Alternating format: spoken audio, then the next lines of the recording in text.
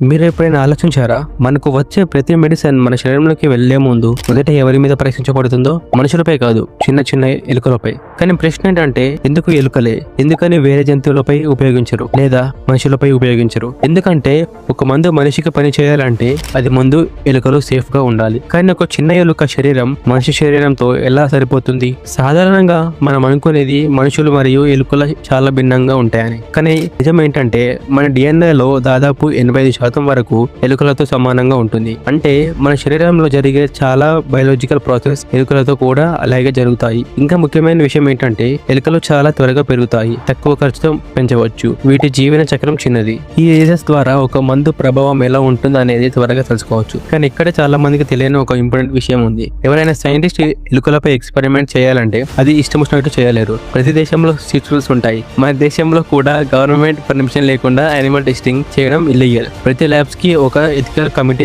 Approval అవసరం. అంటే ఎలుకలపై ప్రయోగాలు కూడా పూర్తిగా నియంత్రణలోనే జరుగుతాయి. కానీ ఇక్కడ ఒక కఠినమైన నిజం ఉంది. ప్రతి ఎలుకపై పనిచేసిన మందు మనుషులపై కూడా పని చేస్తుందని గ్యారంటీ లేదు. కొన్ని మందులు ఎలుకల్లో సేఫ్ గా ఉంటాయి, కానీ మనుషుల్లో ప్రమాదకరంగా మారుతాయి. ఈ టాపిక్ మీద మీ అభిప్రాయం ఏంటి? కామెంట్ చేయండి. వీడియో నచ్చితే లైక్ అండ్ షేర్ చేయండి. ఇలాంటి నిజాలను తెలుసుకోవాలంటే ఛానల్ ని సబ్స్క్రైబ్ చేయండి. Thanks for watching. Stay tune.